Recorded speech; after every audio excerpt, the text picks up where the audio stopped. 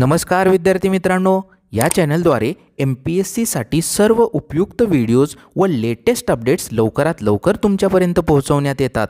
चॅनलला सबस्क्राइब केलं नसेल तर सबस्क्राइब करा व बेल आयकॉन नक्की प्रेस करा।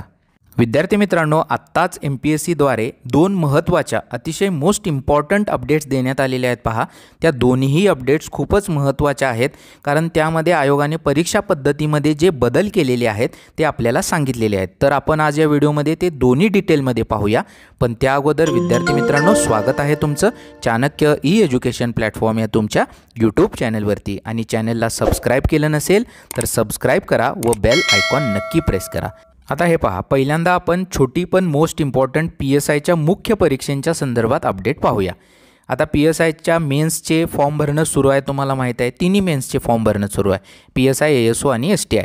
तर आता PSIच्या बाबतीत विद्यार्थ्यांमध्ये कन्फ्युजन होतं पहा, की फिजिकल चाचणी जे आहे त्याचे गुण क्वालिफाईंग करण्यात आलेले आहेत असं आयोगाने मागच्या वेळी अपडेट दिली होती। पण ती आता या कंबाईन ग्रुप बीच्या मेन्सपासून लागू आहे की पुढच्या वर्षीच्या ग्रुप बीला लागू आहे? तर आता आयोगाने ते शुद्धीपत्रक देऊन पूर्ण कन्फ्युजन दूर केलेलं आहे। पहा, आयोगाने या अपडेटमध्ये सांगितलेलं आहे की आत्ता जे तुम्ही फॉर्म भरत आहात मेन्सचे PSIसाठी आणि आत्ता जी फिजिकल होईल तुमची ती क्वालिफाईंग असणार आहे। क्वालिफाईंग इन द सेन्स काय, की तुम्हाला त्यामध्ये 60 गुण मिळवावे लागतील तरच तुम्ही मुलाखतीसाठी पात्र ठरणार आहात। ओके, तर आता दुसरी अपडेट जी आहे ती सगळ्यात महत्त्वाची आहे। पहा, कारण गट क ची जी जास्त पदांची जाहिरात येणार आहे त्यासाठीची जी परीक्षा योजना आहे, एक्झाम स्कीम जी आहे ती पूर्णपणे आयोगाने इथे डिटेल सांगितलेली आहे। पहा, 5 वेगवेगळे पदे आहेत, त्याच्यामध्ये एकूण 699 जागांची ही जाहिरात आहे।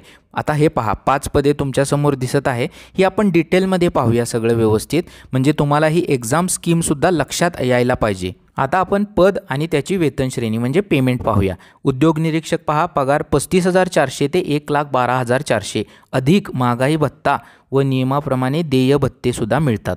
त्यानंतर दुसरं पद दुय्यम निरीक्षक, ओके, त्यामध्ये 32,000 ते 1,16,000 रुपये अधिक महागाई भत्ता व नियमाप्रमाणे देय भत्तेसुद्धा मिळतात। त्यानंतर तिसरं पद तांत्रिक सहाय्यक, ओके, त्यामध्ये 29,200 ते 92,300 अधिक महागाई भत्ता व नियमाप्रमाणे इतर देय भत्ते एवढा पगार मिळतो। त्यानंतर कर सहाय्यक पहा, 25,500 ते 81,100 रुपये अधिक महागाई भत्ता व नियमाप्रमाणे इतर देय भत्ते। आणि 5वं पद लिपिक टंकलेखक 19,900 ते 63,200 अधिक महागाई भत्ता आणि इतर देय भत्ते। ओके, आता पुढे पाहूया आपण परीक्षेचे टप्पे दिलेले आहेत। पहा, त्यामध्ये आता 2.6 आणि 2.7 हे इम्पॉर्टंट आहेत। आता सगळ्या पदांसाठी मुख्य परीक्षेचा पेपर 1 जो आहे तो सामायिक म्हणजे कॉमन असेल आणि सदर पेपरची परीक्षा एकाच दिवशी एकत्रच घेण्यात येईल।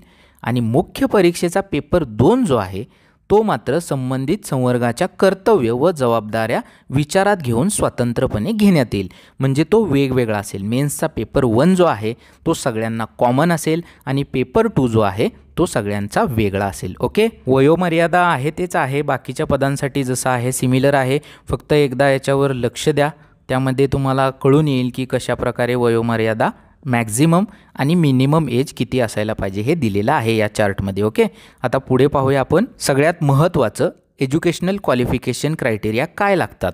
तर पहिला पॉईंट पहा, उद्योग निरीक्षक गट क संवर्ग वगळता इतर सर्व संवर्गासाठी मान्यताप्राप्त विद्यापीठाची पदवी किंवा महाराष्ट्र शासनाने पदवी समतुल्य म्हणून मान्य केलेली अर्हता, म्हणजे एनी ग्रॅज्युएट उद्योग निरीक्षक पद सोडून चालतात त्या परीक्षेला। ओके, पण काही पदे यामध्ये आहेत ज्यासाठी टायपिंग कंपल्सरी आहे। ओके, आता दुसरं पहा, उद्योग निरीक्षकसाठी काय तुम्हाला एज्युकेशनल क्वालिफिकेशन हवे आहेत? तर संविधानिक विद्यापीठाची अभियांत्रिकीमधील, अभियांत्रिकी इन द सेन्स इंजिनिअरिंगमधील, आणि आता इथे ह्याच्यामध्ये दिलेलं आहे पहा कंसामध्ये, स्थापत्य अभियांत्रिकी तसेच स्थापत्य अभियांत्रिकीमधील विषयांच्या गटाशी संलग्न असलेल्या वास्तुविद्या, नगररचना इत्यादी विषयांव्यतिरिक्त, म्हणजे समजतंय की सिव्हिल इंजिनिअरिंग किंवा हे वास्तुविद्या, नगररचना इत्यादीमध्ये ग्रॅज्युएशन असेल तर ते चालणार नाहीत, civil engineers are not allowed. Okay, किंवा टेक्नॉलॉजी तंत्रज्ञानामधील पदवी, ओके, किंवा खाली आहे पहा महत्त्वाचं, विज्ञान शाखेतील संविधानिक विद्यापीठाची पदवी, म्हणजे सायन्स बॅकग्राऊंडवाले जे ग्रॅज्युएट्स आहेत ते सर्व विद्यार्थी ही परीक्षा देऊ शकतात उद्योग निरीक्षकची. ओके. त्यानंतर आता पहा सर्वात महत्त्वाचा प्रश्न जो नेहमी कमेंटमध्ये विचारला जातो की ग्रॅज्युएशनच्या लास्ट इयरला आहे तर परीक्षा देऊ शकतो का?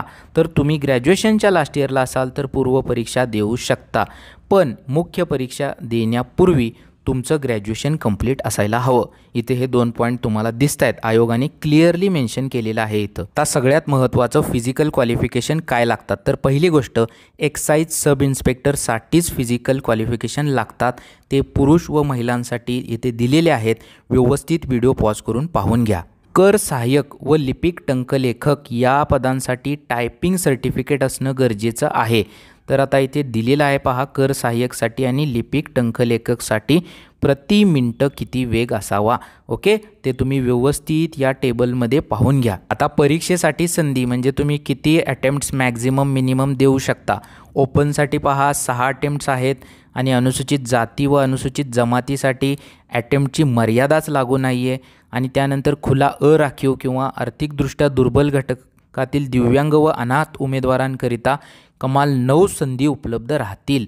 आणि आता इथे सगळ्यात महत्त्वाचं, उर्वरित मागासवर्ग प्रवर्गातील उमेदवारास कमाल 9 संधी उपलब्ध राहतील. ओके. आणि दुसरा सगळ्यात महत्त्वाचा क्वेश्चन विचारला जातो नेहमी की पूर्व परीक्षेचा फॉर्म भरला आणि परीक्षाच दिली नाही तर आमचा अटेम्प्ट पकडला जाईल का? तर पूर्व परीक्षा दिली नाही तर पकडला जात नाही, पण पूर्व परीक्षेचा तुम्ही पेपर जर दिला तर तो तुमचा अटेम्प्ट पकडला जातो. ओके. ही तुम्हाला फॉर्म फी दिसत आहे पहा इथे स्क्रीनवरती. प्रिलिम्ससाठी किती आहे, मेन्ससाठी किती आहे, मग त्यामध्ये पुन्हा ओपन, मागास आणि माजी सैनिक. ओके. आता संयुक्त पूर्व परीक्षा पहा, या सगळ्यांची मिळून जी एक होणार आहे कॉमन. प्रश्न असणार 100, एकूण 100च गुण, 1 मार्काला 1. दर्जा 12वीचा असणार प्रश्नांचा. मराठी व इंग्रजी दोन्हीमध्ये तुम्हाला टाईप केलेले प्रश्न दिसतील. परीक्षेचा कालावधी 1च तास असणार आहे आणि परीक्षेचे किंवा प्रश्नपत्रिकेचे स्वरूप जे आहे ते मल्टिपल चॉईस क्वेश्चन असणार आहेत. आणि ते प्रीसाठी सेंटर्स तुम्हाला कोणकोणते अवेलेबल आहेत ओव्हरऑल महाराष्ट्रामध्ये ते समोर आहेत, ते तुम्ही पाहू शकता. मुख्य परीक्षेचे सेंटरसुद्धा इथे दिलेले आहेत पहा, अमरावती, औरंगाबाद, मुंबई, नागपूर, नाशिक आणि पुणे. ओके. आणि शेवटी सगळ्यात महत्त्वाचं, लिपिक टंकलेखक व कर सहाय्यक या पदांसाठी जे टायपिंग होणार आहे, क्वालिफाईंग टायपिंगची टेस्ट होणार आहे, त्या संदर्भात इथे आयोगाने डिटेल्स दिलेले आहेत. आपण याच्या संदर्भात व्हिडिओ अगोदरच आपल्या चॅनलवर कव्हर केलेला आहे. अपेक्षा करतो तो तुम्ही पाहिला असेल. आणि विद्यार्थी मित्रांनो, हा व्हिडिओ जर तुम्हाला आवडला असेल तर शेअर करा, लाईक करा व चॅनलला प्लीज सबस्क्राईब केले नसेल तर सबस्क्राईब करा. Thank you very much.